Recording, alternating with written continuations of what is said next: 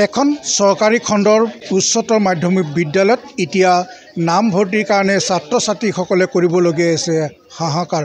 কাৰণ এই বিদ্যালয়খনত নাই পৰ্যাপ্ত শিক্ষক। মাত্ৰ 7জন শিক্ষকে বৰ্তমান সময়ত পাঠদান কৰিবলগীয়া হৈছে। ষষ্ঠ শ্ৰেণীত যি নামভৰ্তি, এই নামভৰ্তিৰ বাবে এতিয়া বৃহত্তৰ অঞ্চলৰ ছাত্ৰ ছাত্ৰীসকলে হাহাকাৰ এইকাৰণে কৰিবলগীয়া হৈছে যে এই বিদ্যালয়খনত পৰ্যাপ্ত শিক্ষক নথকাৰ বাবে এইখন বিদ্যালয়ৰ অধ্যক্ষগৰাকীয়ে এতিয়া নামভৰ্তি কৰিবৰ কাৰণে চিন্তিত হৈ পৰিছে। এইখন হৈছে ৰঙাপাৰা উচ্চতৰ মাধ্যমিক বিদ্যালয়। এই বিদ্যালয়খন 1952 চনত স্থাপন হৈছিল। এই বিদ্যালয়খন ৰঙাপাৰা সমষ্টিৰ একমাত্ৰ উচ্চ শিক্ষা অনুষ্ঠান। এই শিক্ষা অনুষ্ঠানখনত বৰ্তমান 7জন শিক্ষকে ষষ্ঠ শ্ৰেণীৰ পৰা 10ম শ্ৰেণীলৈ পাঠদান কৰিবলগীয়া হৈছে। দুটাকৈ শাখাত যিসকল ছাত্ৰ ছাত্ৰী আছে, এই ছাত্ৰ ছাত্ৰীসকলক পৰ্যাপ্ত শিক্ষকৰ অভাৱত তেওঁলোকে আজি শিক্ষা গ্ৰহণ কৰিব পৰা নাই, তেনে এটা অভিযোগো দিছে। বৰ্তমান এজন বিজ্ঞানৰ শিক্ষকে আজি 4টাকৈ শ্ৰেণীত আজি পাঠদান কৰিবলগীয়া হৈছে। মোৰ সৈতে এই বিদ্যালয়খনৰ অধ্যক্ষ নন্দেশ্বৰ ভৰালী ডাঙৰীয়া আছে। মই নন্দেশ্বৰ ভৰালীৰ পৰা মই গোটেই বিদ্যালয়খনৰ শিক্ষকৰ যি সমস্যাৰাজি, যি জ্বলন্ত সমস্যা, এই সমস্যাসমূহ জানিবলৈ মই চেষ্টা কৰিম। মোৰ সৈতে এই বিদ্যালয়খনৰ অধ্যক্ষগৰাকী আছে। মই তেখেতৰ পৰা এই সমস্যাসমূহ জানিবলৈ বিচাৰিম আৰু কিহৰ অভাৱত আজি যি সময়ত এটা সময়ত এই বিদ্যালয়খনত 180জন ছাত্ৰ ছাত্ৰীক নামভৰ্তি কৰিবলৈ সক্ষম হৈছিল, কিন্তু আজি তাৰিখত আজি 30জনৰো অধিক ল'ৰা ছোৱালীক তেওঁলোকে নামভৰ্তি কৰিবলৈ সাহস কৰা নাই। কাৰণটো কি? 1952 চনতে প্ৰতিষ্ঠিত হোৱা ৰঙাপাৰা অঞ্চলৰ অসমীয়া মাধ্যমৰ এখন হায়াৰ ছেকেণ্ডেৰী স্কুল, কিন্তু বৰ্তমান আজি 2025 চনত এনেকুৱা অৱস্থা হৈছে যে মই ছাত্ৰ ছাত্ৰীসকলক এডমিশ্যন দিবৰ কাৰণে থমকি ৰ'বলগীয়া হৈছে। কাৰণ হাইস্কুল শাখাত মাত্ৰ 7জন শিক্ষক আছে। আজি 200জন ছাত্ৰ ছাত্ৰীয়ে ষষ্ঠ শ্ৰেণীত এডমিশ্যন ল'বৰ কাৰণে আবেদন জনাইছে। 7জন শিক্ষকৰে প্ৰতিটো ছেকশ্যনত দুটাকৈ ছেকশ্যন থকাৰ পৰিপ্ৰেক্ষিতত মই 7জন শিক্ষকৰে কেনেকৈ প্ৰায় 9টা ক্লাছ 7জন শিক্ষকৰে কেনেকৈ চলাম, মই চিন্তাত পৰিবলগীয়া হৈছে। আৰু 200জন ছাত্ৰ ছাত্ৰীয়ে অভিভাৱকসকলে আহি মোক বিভিন্ন ধৰণৰ প্ৰশ্নবান কৰিছে, কিয় আপুনি এডমিশ্যন নিদিব। মই আপোনালোকক জনাব খোজোঁ, মোৰ কোনো ধৰণৰ ইয়াত এডমিশ্যন নিদিয়াৰ অভিপ্ৰায় নাই। এখন অসমীয়া মাধ্যমৰ বিদ্যালয়ত যিসকল দুখীয়া ছাত্ৰ ছাত্ৰী ইয়াত পঢ়িবলৈ আহে, তেওঁলোকক নিদিয়াৰ কোনো মোৰ অভিপ্ৰায় নাই।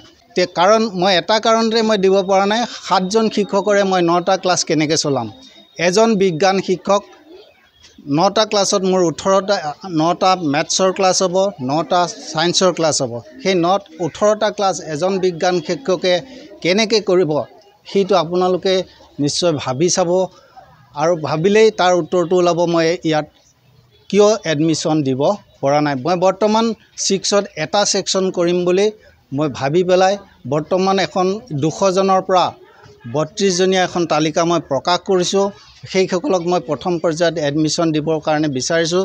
যদি বিভাগীয় কৰ্তৃপক্ষই মোক আৰু 2জন ছায়েন্সৰ টিচাৰ আৰু এজন যদি এছিষ্টেণ্ট টিচাৰ আৰ্টছৰ দিয়ে, মই 120জন আৰু এটা ছেকশ্যন খুলি মই এডমিশ্যন দিব সক্ষম হ'ম। কিন্তু যদি শিক্ষক নিদিয়ে, নহ'লে মই এই বিদ্যালয়খন পৰিচালনা কৰাৰ ক্ষেত্ৰত যথেষ্ট অসুবিধাৰ সন্মুখীন হ'ম বুলি ভাবিয়ে মই বৰ্তমান এটা ছেকশ্যনতে ৰাখি এডমিশ্যনটো সীমিত কৰাৰ কাৰণে চিন্তা চৰ্চা কৰিবলৈ মই বাধ্য হৈছোঁ।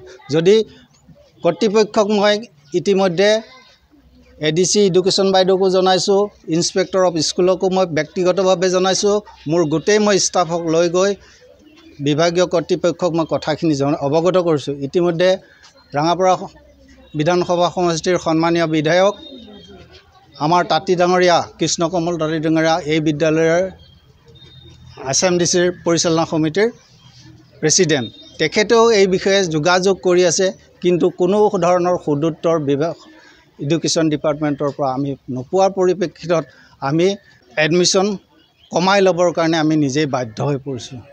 তাৰ কাৰণে আমি বিভাগীয় কৰ্তৃপক্ষক অনুৰোধ জনাইছোঁ যাতে তেখেতসকলে আমাক 3জন শিক্ষক দি এই যি এডমিশ্যনৰ প্ৰক্ৰিয়াটো আমি আগুৱাই নিব পৰা নাই সেই আগুৱাই নিব পৰা যাতে আমাক সহযোগ কৰে তাৰে কামনা কৰিছোঁ মই।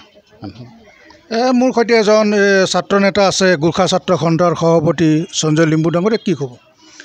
হয়, পোনপ্ৰথমতে মই ND24ক ধন্যবাদ জনাইছোঁ যাতে আমাৰ ৰঙাপাৰা সমষ্টি একমাত্ৰ ৰঙাপাৰা সমষ্টিৰ এই উচ্চতৰ মাধ্যমিক শিক্ষা অনুষ্ঠানৰ আজি শিক্ষকৰ অভাৱতে ছাত্ৰ ছাত্ৰীয়ে এডমিশ্যন নোপোৱাৰ কাৰণে আমি লজ্জিত। আজি অসম চৰকাৰে বাৰে বাৰে কৈছে যে বেটি বচাও বেছি পঢ়াও আৰু শিক্ষাদানত যে গুৰুত্ব দিব লাগে, কিন্তু আজি আমি দেখিবলৈ পাইছোঁ বাহিৰে ৰং চং কিন্তু ভিতৰীয়া একেবাৰে নাই।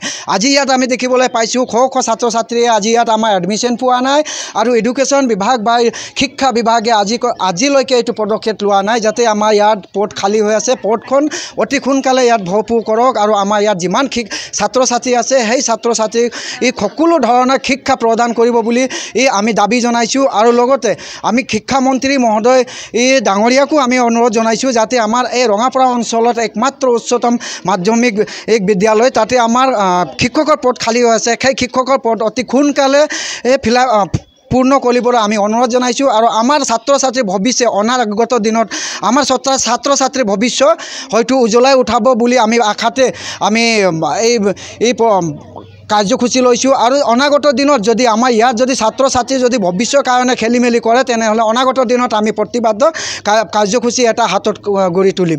আজি গাঁৱে গাঁৱে বাগানে বাগানে যদি স্কুল দিছে তথাপিও আজি স্কুলৰ শিক্ষকৰ অভাৱে আমাৰ ছাত্ৰ ছাত্ৰী আজি এই দুৰৱস্থা ভুগিবলগীয়া হৈছে। হয়, এইদৰে এক সমস্যাৰ সৃষ্টি হৈছে ৰঙাপাৰা উচ্চতৰ মাধ্যমিক বিদ্যালয়ত। আজি এই বিদ্যালয়খনত শিক্ষক নথকাৰ বাবে আজি ছাত্ৰ ছাত্ৰীসকলে নামভৰ্তি কৰাৰ কাৰণে হাহাকাৰ কৰিবলগীয়া হৈছে। এই সমস্যা, এই জ্বলন্ত যি সমস্যা, এই সমস্যাটো শিক্ষা বিভাগে সমাধান কৰি এই বৃহত্তৰ অঞ্চলৰ ছাত্ৰ ছাত্ৰীসকলক নামভৰ্তি কৰাৰ সুবিধা কৰাৰ বাবে গোৰ্খা ছাত্ৰ সন্থাকে ধৰি বিভিন্ন দল সংগঠনে আজি দাবী জনাইছে। এই সমস্যাটো সমাধানৰ ক্ষেত্ৰত অসম চৰকাৰৰ শিক্ষা বিভাগে কি ব্যৱস্থা গ্ৰহণ কৰে সেয়া সময়ত হ'ব অতি লক্ষণীয়।